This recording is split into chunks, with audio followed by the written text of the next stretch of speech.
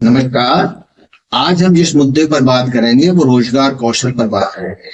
यानी रोजगार के साथ व्यक्ति के ऐसे कौन से कौशल हैं जिनके माध्यम से उसका रोजगार है, सरकारी नौकरी है या प्राइवेट नौकरी है, कोई बिजनेस कर रहा है या व्यापार कर रहा है, उद्योग चला रहा है या मजदूरी कर रहा है। यानी ये आर्थिक आय अर्जन के माध्यम है।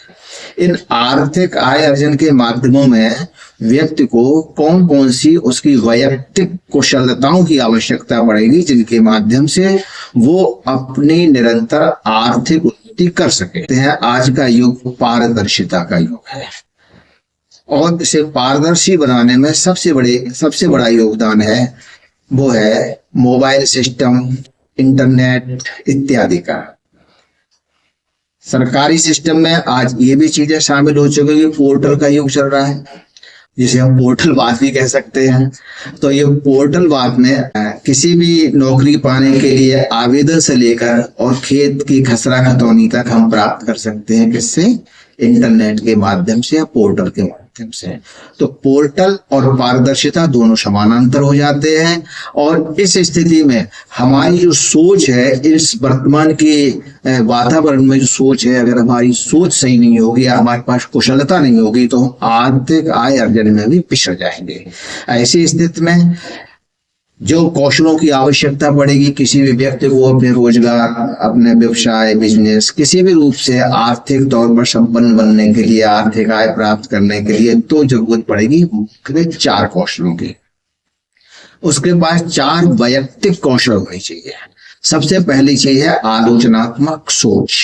आलोचनात्मक सोच आज के इस युग में जहां पर हर चीज उपलब्ध है, भानुमति के पिटारा जैसा मोबाइल हो गया है जिसमें प्रत्येक चीज हर एक तरीके की उपलब्ध है।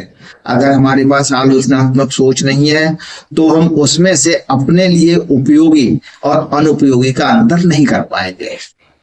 इसी प्रकार से जब हम समाज में जाते हैं, कहीं व्यक्तियों के संपर्क में आते हैं, कोई भी कार्य करें तो उसमें अगर हम उपयोगी और अनुपयोगी का अंतर नहीं कर पाएंगे, आर्थिक तौर पर हमें किस चीज का फायदा है, किससे क्या नुकसान हो रहा है, अगर हम ये अंतर नहीं कर पाएंगे तो हमारी असफल होने की संभावनाएं बढ़ जाएंगी।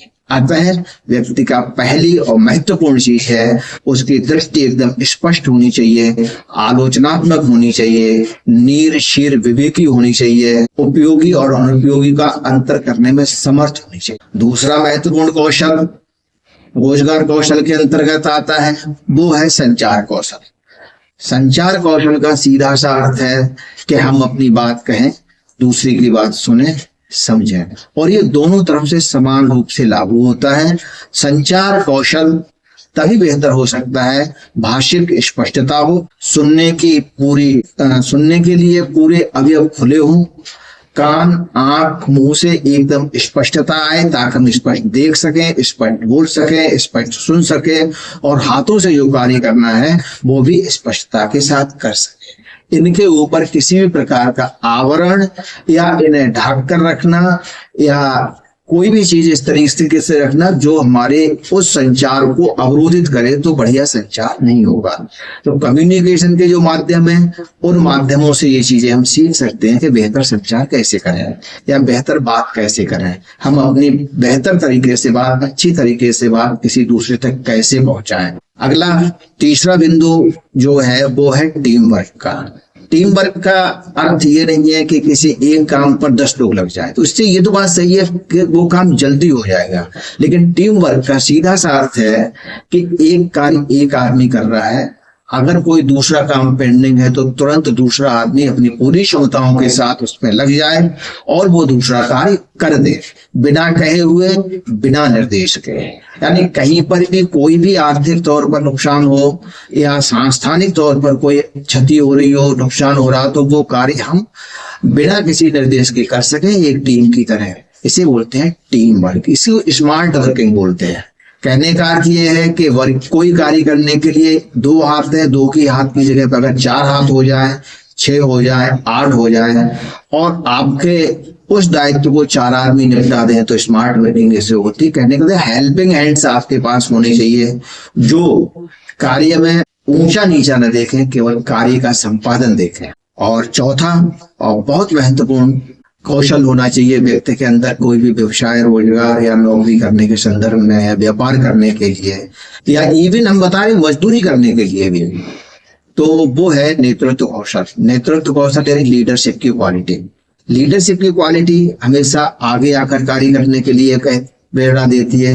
लीडरशिप वो चीज है जो लोगों का समग्र में भला चाहती है। अब कोई व्यवसाय किसी ने स्थापित किया और उसमें लीडरशिप की क्वालिटी नहीं है तो वो संभव है ही नहीं पहली चीज तो व्यवसाय स्थापित करना, क्योंकि लीडर हमेशा भविष्य की परिकल्पना, भविष्य के परिणाम के आधार पर ही कोई कार्य संपादित करता है। तो लीडरशिप की क्वालिटी इसलिए आवश्यक है कि कुछ लोग केवल कार्य करते हैं, कुछ लोग भविष्य की परिकल्पना रखते हैं कि आज के बाद 8 साल, 10 साल या 20 साल बाद क्या होगा। तो लीडरशिप हमेशा भविष्यदर्शी होता है। तो भविष्यदर्शिता नहीं है तो कोई भी रोजगार में हमें सफलता संभव नहीं है।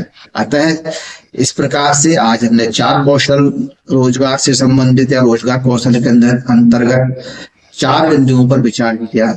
आलोचनात्मक सोच, संचार कौशल, टीम वर्क और नेतृत्व कौशल। अगला चैप्टर अगले दिन। बहुत बहुत धन्यवाद। नमस्कार।